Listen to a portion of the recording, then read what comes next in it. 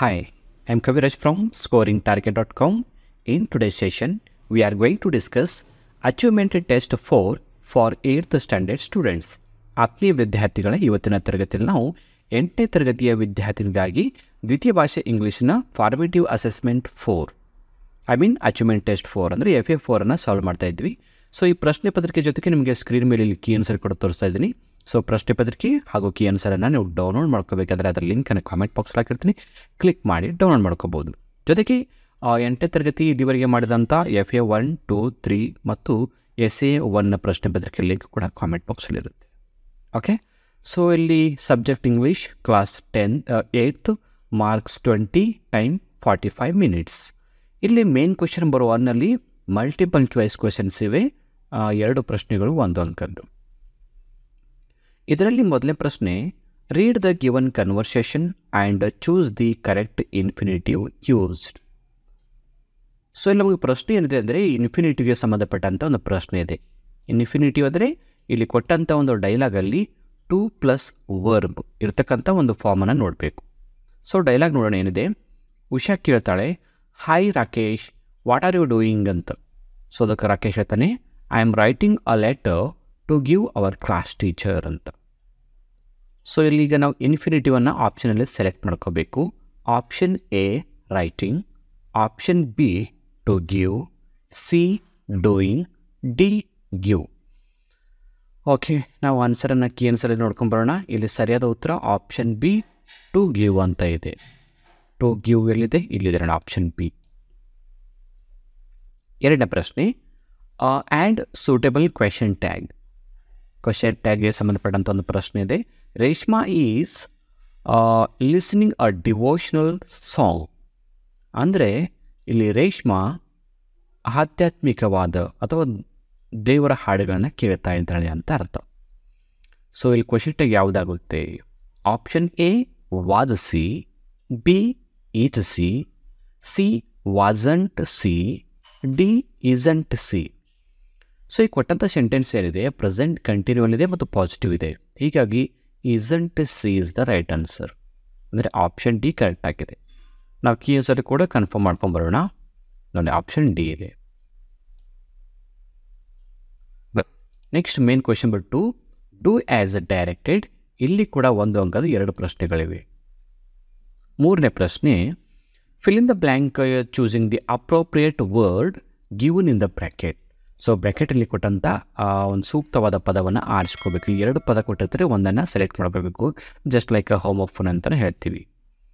Today I will dash my childhood friend. So ಬ್ರ್ಯಾಕೆಟಲ್ಲಿ meet ಅಂತ ಇದೆ. ಸೊ ಇಲ್ಲಿ ನಾನು ಏನಂದ್ರೆ ಸೆಂಟೆನ್ಸ್ ಅಂದರೆ ಟುಡೇ ಐ ವಿಲ್ ಅಂದರೆ ಇವತ್ತು ನಾನು ನಮ್ಮ ಬಾಲ್ಯದ ಗೆಳೆಯನನ್ನು ಭೇಟಿ ಆಗ್ತೀನಿ. ಇಲ್ಲಿ ಯಾವ ಸೆಲೆಕ್ಟ್ ಮಾಡ್ಕೋಬೇಕು ಭೇಟಿ ಆಗೋದು? ನೋಡಿ, ಮೊದಲನೇದು MEAT, ಮೀಟ್ ಅಂದರೆ ಮಾಂಸ, ಹೌದಾ? ಇಲ್ಲಿ ಇನ್ನೊಂದಿದೆ ಮೀಟ್, MEET. ಇದು ಮೀಟ್ ಅಂದರೆ ಭೇಟಿ ಆಗೋದು. ಸೊ ನಮಗೆ ಸರಿಯಾದ ಉತ್ತರ ಯಾವುದು? MEET. ಆ ಕೀ ಆನ್ಸರ್ ಕೂಡ ನೋಡ್ಕೊಂಬರೋಣ. MEET ಅಂತ ಇದೆ. ಮೀಟ್ ಅಂದರೆ ಭೇಟಿ ಆಗೋದು. 4ನೇ ಪ್ರಶ್ನೆ, combine the word in column A with its collocative word in column B. Column A ಯಲ್ಲಿ ಕೊಟ್ಟಂಥ ಒಂದು ಪದ ಕಾಲಮ್ ಬಿ ಯಲ್ಲಿ ಕೊಟ್ಟಂಥ 4 ಪದಗಳಲ್ಲಿ ಒಂದರ ಜೊತೆ ಮ್ಯಾಚ್ ಮಾಡಬೇಕು.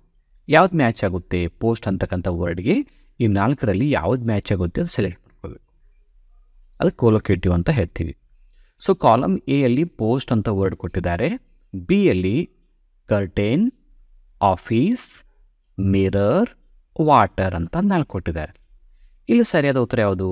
Post office. ಪೋಸ್ಟ್ ಆಫೀಸ್ ಅಂದರೆ ಅಂಚೆ ಕಚೇರಿ. ಸೊ ಆನ್ಸರ್ ನೋಡ್ಕೊಂಬರೋಣ, ಏನಿದೆ? ಆಫೀಸ್ ಸರಿಯಾದ ಉತ್ತರ. ನೆಕ್ಸ್ಟ್ಗೆ ಮೇನ್ ಕ್ವೆಶನ್ 3 ಹೋಗೋಣ. Answer the following questions in 2 or 3 sentences. So ಕೆಳಗಿನ ಪ್ರಶ್ನೆಗಳಿಗೆ 2-3 ವಾಕ್ಯಗಳಲ್ಲಿ ಉತ್ತರ ಬರೀರಿ ಅಂತ ಇದೆ. 2 ಅಂಕದ 2 ಪ್ರಶ್ನೆಗಳು, ಒಟ್ಟಾರೆ 4 ಅಂಕ. ಇದರಲ್ಲಿ 5ನೇ ಪ್ರಶ್ನೆ, name the fields in which Luther Burbanks influence prevails. ಅಂದರೆ ಲೂಥರ್ ಬರ್ಬ್ಯಾಂಕ್ ಅವರು ಯಾವ ಕ್ಷೇತ್ರದಲ್ಲಿ ಸಾಧನೆಯನ್ನು ಮಾಡಿದ್ದಾರೆ ಅನ್ನೋದ್ರ ಬಗ್ಗೆ ಆ ಕ್ಷೇತ್ರಗಳ ಹೆಸರನ್ನು ಬರೀಬೇಕು. ಸೊ ಇದು ತಮಗೆ ಗೊತ್ತಿದೆ, ಲೂಥರ್ ಬರ್ಬ್ಯಾಂಕ್ ಅಂತಕ್ಕಂಥ ಒಂದು ಪಾಠದಿಂದ ಈ ಒಂದು ಪ್ರಶ್ನೆಯನ್ನು ಆಯ್ದುಕೊಳ್ಳಲಾಗಿದೆ. ಸೊ ಇದರಲ್ಲಿ ಈಗ ಆನ್ಸರ್ ನೋಡ್ಕೊಬರೋಣ. 5ನೇ ಪ್ರಶ್ನೆ ಉತ್ತರ ಏನಿದೆ ಅಂತ. His influence prevails in the scientific community among those who work in the fields of agriculture, horticulture, forestry and livestock. So ಅವರು ಮಾಡಿದಂಥ ಕ್ಷೇತ್ರದಲ್ಲಿ ಮಾಡಿದ ಸಾಧನೆಗಳು ಯಾವ ಪ್ರಭಾವ ಬೀರ್ತಕ್ಕಂಥ ಕ್ಷೇತ್ರಗಳಂದರೆ, ಒಂದು ಅಗ್ರಿಕಲ್ಚರ್ ಅಂದರೆ ಕೃಷಿ ಅಂತ, ಹಾರ್ಟಿಕಲ್ಚರ್ ಅಂದರೆ ನೀರಾವರಿ ಅಂತಲೇ ಹೇಳ್ತೀವಿ, ಆಮೇಲೆ ಫಾರೆಸ್ಟ್ರಿ ಕಾಡು ಬೆಳೆಸೋದು, ಲೈಫ್ ಸ್ಟಾಕ್ ಕಾಡು ಪ್ರಾಣಿಗಳನ್ನು ಅಥವಾ ಸಾಕು ಪ್ರಾಣಿಯನ್ನು ಸಾಕೋದು. ಸೊ ಈ ಕ್ಷೇತ್ರದಲ್ಲಿ ಅವರು ಹೆಸರುವಾಸಿಯಾಗಿದ್ದರು, ಅವರ ಪ್ರಭಾವವನ್ನು ಬೀರಿದ್ರು ಅಂತ ಹೇಳ್ತೀವಿ. 6ನೇ ಪ್ರಶ್ನೆ. Apart from flying what were Valentina's hobbies? So Valentina Tereshkova ಅವರ ಹಾಬೀಸ್ ಏನಾಗಿದ್ದವು ಅಂತ. ಇದು ಸಪ್ಲಿಮೆಂಟ್ರಿ ರೀಡಿಂಗ್ ಪಾಠದಿಂದ ಈ ಒಂದು ಪ್ರಶ್ನೆನ ನಾವು ಆಯ್ದುಕೊಳ್ಳಲಾಗಿದೆ. ಸೊ ಸಪ್ಲಿಮೆಂಟ್ರಿ ರೀಡಿಂಗ್ ಪಾಠ ಯಾವುದಂತ ಈಗಾಗಲೇ ತಮಗೆ ಗೊತ್ತಿದೆ ಅನ್ಕೋತೀನಿ. First women in the space, ಆ ಪಾಠದಿಂದ ಈ ಪ್ರಶ್ನೆ. ಒಟ್ಟಾರೆ ಅಂದರೆ ವ್ಯಾಲೆಂಟಿನಾ ಟೆರೆಸ್ಕೋ ಅವರ ಹವ್ಯಾಸಗಳು ಏನಾಗಿತ್ತು? Answer. Apart from her love for flying, she was interested in music and literature. ಅವರಿಗೆ ಸಂಗೀತದಲ್ಲಿ ಮತ್ತು ಸಾಹಿತ್ಯದಲ್ಲಿ ಆಸಕ್ತಿ ಇತ್ತು. She loved reading. ಅವರಿಗೆ ಓದೋದಂದರೆ ಕೂಡ ತುಂಬ ಇಷ್ಟ. ಈಗ main question number 4 answer the following question in 5 to 6 sentences. ಈ ಕೆಳಗಿನ ಪ್ರಶ್ನೆಗಳಿಗೆ 5ರಿಂದ 6 ವಾಕ್ಯಗಳಲ್ಲಿ ಉತ್ತರವನ್ನು ಬರೀಬೇಕು. ಇದು ಒಂದು ಪ್ರಶ್ನೆ 3 ಅಂಕದ್ದು. How are machines and human beings different? ಇದು ಮಷೀನ್ ಪಯಂದಿಂದ ಈ ಪ್ರಶ್ನೆ. ಸೊ ಮನುಷ್ಯರಿಗೂ ಮತ್ತು ಮಷೀನ್ಗಳಿಗೂ ಇರ್ತಕ್ಕಂಥ ವ್ಯತ್ಯಾಸಗಳೇನು ಅಂತ ಕೇಳಿದ್ದಾರೆ. ಮನುಷ್ಯರು ಮತ್ತು ಮಷೀನ್ಗಳ ಮಧ್ಯೆ ಡಿಫ್ರೆನ್ಸ್. ಸೊ ಆನ್ಸರ್ ನೋಡ್ಕೊಂಬರೋಣ. Machines are made by humans and lack personal qualities like individuality and emotions. So ಮಷಿನ್ಗಳು ಮನುಷ್ಯರಿಂದ ನಿರ್ಮಿಸಲ್ಪಟ್ಟಿವೆ. ನಮ್ಮ ಥರ ಮನುಷ್ಯರಿಗೆ ಇದ್ದ ಹಾಗೆ ಮಷಿನ್ಗಳಿಗೆ ಭಾವನೆಗಳು ಇರೋದಿಲ್ಲ, ಎಮೋಷನ್ಸ್ ಇರೋದಿಲ್ಲ. Humans on other hand are unique, a conscious being with emotions. But ಮನುಷ್ಯರ ಹಾಗಲ್ಲ. ಮನುಷ್ಯರಿಗೆ ಒಂದು ಪ್ರಜ್ಞೆ ಇದೆ, ಒಂದು ಭಾವನೆಗಳಿವೆ, ಕ್ರಿಯೇಟಿವಿಟಿ ಇದೆ ಮತ್ತು ಸೆಲ್ಫ್ ಅವೇರ್ನೆಸ್ ಇದೆ. ಇವು ಯಾವುದು ಕೂಡ ಮಷೀನ್ಗೆ ಇಲ್ಲ ಅಂತ ಹೇಳ್ಬೋದು. ಇದು ಮಷೀನ್ ಮತ್ತು ಮನುಷ್ಯರ ಮಧ್ಯೆ ಇರ್ತಕ್ಕಂಥ ವ್ಯತ್ಯಾಸಗಳು. Main question number 5. Read the following extract and answer the questions that follow. ಇದು 3 ಅಂಕದ ಒಂದು ಪ್ರಶ್ನೆ. ಎಕ್ಸ್ಟ್ರಾಕ್ಟ್ ಪ್ರಶ್ನೆ ಇದೆ. ಇಲ್ಲಿ ಸ್ಟೇಟ್ಮೆಂಟ್ ಏನಿದೆ ಅಂತ ನೋಡೋಣ. And by wearing these clothes you will be able to judge your minister and your officers very easily. ಇದು ಮೊದಲು ಯಾವ ಪಾಠ ಅಂತ ನಾವು ಹೇಳೋಣ. ಇದು ಯಾವ ಪಾಠದಿಂದ ಎಕ್ಸ್ಟ್ರಾಕ್ಟ್ ಪ್ರಶ್ನೆ ಅಂತ. ಇದು ದ ಎಂಪರರ್ಸ್ ನ್ಯೂ ಕ್ಲೋತ್ಸಿಂದ ಈ ಒಂದು ಪ್ರಶ್ನೆ. ಇಲ್ಲಿ ಸ್ಟೇಟ್ಮೆಂಟ್ ಏನಿದೆ ಅಂದರೆ, ನೀವು ಈ ಬಟ್ಟೆಗಳನ್ನು ಉಟ್ಕೊಂಡ್ರೆ ನಿಮ್ಮ ಮಂತ್ರಿಗಳಲ್ಲಿ ಯಾರು ಒಳ್ಳೆಯವರಿದ್ದಾರೆ, ಯಾರು ನಿಮ್ಮ ಆಫೀಸ್ಗೆ ಕೆಲಸ ಮಾಡೋಕ್ಕೆ ಸೂಕ್ತವಾಗಿದ್ದಾರೆ ಅಂತ ನೀವು ನಿರ್ಧಾರ ಮಾಡ್ಬೋದು, ಕಂಡುಹಿಡಿಬೋದು ಅಂತ. ಇದು ಸ್ಟೇಟ್ಮೆಂಟ್. ಅಂದರೆ ಈ ಬಟ್ಟೆ ಹಾಕ್ಕೊಂಡ್ರೆ ನೀವು ಯಾರು ಒಳ್ಳೆಯವರು ಯಾರು ಕೆಟ್ಟರು ಅಂತ ಜಡ್ಜ್ ಮಾಡ್ಬೋದು. Who said this? ಇಲ್ಲಿ ಪ್ರಶ್ನೆ ಏನಿದೆ, ಈ ಮಾತನ್ನು ಯಾರು ಹೇಳಿದ್ರು? ಸೊ ಆನ್ಸರ್ ನೋಡ್ಕೊಂಬರೋಣ. ಕೀ ಆನ್ಸರಲ್ಲಿ ಸೆಕೆಂಡ್ ವೀವರ್, 2ನೇ ನೇಕಾರ ಹೇಳ್ತಾನೆ. ಇನ್ನು ಬಿ ಪ್ರಶ್ನೆ, ಹೂ ಡಸ್ ಯು ರೆಫರ್? ಇಲ್ಲಿ ಯು ಅಂದರೆ ಯಾರು? ನೋಡೋಣ ಉತ್ತರ. ಆಪ್ಷನ್ ಇಲ್ಲಿ ಬಿ ಸರಿಯಾಗಿದೆ, ದ ಎಂಪರರ್. ಬಿ ಉತ್ತರ ಏನು? The emperor. ಇಲ್ಲಿ ಯು ಅಂದರೆ ಎಂಪರರ್. ಸಿ ಪ್ರಶ್ನೆ, why did he side so? ಯಾಕೆ ಈ ಥರ ಅವ್ರು ಹೇಳ್ತಾರೆ? ಸೆಕೆಂಡ್ ವೀವರ್ ಈ ಥರ ಯಾಕೆ ಹೇಳ್ತಾನೆ? ನೀವು ಈ ಬಟ್ಟೆ ಹಾಕೊಂಡ್ರೆ ನಿಮ್ಮ ಮಿನಿಸ್ಟ್ರಲ್ಲಿ ಯಾರು ಸರಿಯಾಗಿದ್ದಾರೆ, ಯಾರು ಸರಿಯಾಗಿಲ್ಲ ಅಂತ ಕಂಡುಹಿಡಿಬೋದು ಅಂತ ಯಾಕೆ ಹೇಳಿದ್ರು? Answer, he wanted the emperor to believe the weavers. So emperor ತಮ್ಮನ್ನು ನಂಬಲಿ ಅಂತಕ್ಕಂಥ ಉದ್ದೇಶದಿಂದ, ಜೊತೆಗೆ so that they could trick him. ರಾಜನನ್ನು ಅವರು ಈ ಎಂಪರರ್ನ ಅವರು ಒಂದು ಟ್ರಿಕ್ ಮಾಡಿ, ಒಂದು ಉಪಾಯ ಮಾಡಿ ಅವರನ್ನು ಸೋಲಿಸಬೇಕಾಗಿತ್ತು. ಹೀಗಾಗಿ ಅವರು ಒಂದು ಉಪಾಯ ಮಾಡಿದ್ರು ಅಂತ ಹೇಳ್ಬೋದು. ಮೇನ್ ಕ್ವೆಶನ್ ನಂಬರ್ 6 ಹೋಗೋಣ. ಈಗ ಕೋಟ್ ಫ್ರಾಮ್ ಮೆಮೊರಿ ಇದೆ, ಒಂದು ಪೊಯಮ್ನ ಸ್ಟಾನ್ಸಾ ಇದೆ. ಇದು 4 ಅಂಕದ ಒಂದು ಪ್ರಶ್ನೆ. ಇಲ್ಲಿ ಒಂದು ಪೊಯಮ್ನ ಒಂದು ಸ್ಟಾನ್ಸಾ ಮಾತ್ರ ಕೊಟ್ಟಿರ್ತಾರೆ, ಅದನ್ನು ನಾವು ಕಂಪ್ಲೀಟಾಗಿ ಫಿಲಪ್ ಮಾಡಬೇಕು. ಇಲ್ಲಿ ಯಾವುದು ನಾವು ಪೊಯಮ್ನ ಅಂದರೆ the axe in the wood, ನಿಮ್ಮ ಪೊಯಮದ the axe in the wood ಇದೆ, ಅದರಲ್ಲಿ ಒಂದು ಸ್ಟಾನ್ಸವನ್ನು ಕೊಟ್ಟಿದ್ದೀನಿ. I stop to watch dash went spinning in the air. So ಈ 4 ಲೈನನ್ನು ನಾವು ಕಂಪ್ಲೀಟ್ ಮಾಡಬೇಕು. ಆನ್ಸರ್ ನೋಡ್ಕೊಂಬರೋಣ. I stop to watch a man strike at the trunk of a tree grown stronger through many centuries. His quick axe, sharp and glittering, struck deep, and yellow chips went spinning in the air. So ಕೊನೆಯ ಪ್ರಶ್ನೆಗೆ ಬರ್ತಾ ಇದ್ವಿ. ಪ್ರಶ್ನೆ ಪತ್ರಿಕೆಯ last question, main question number 7.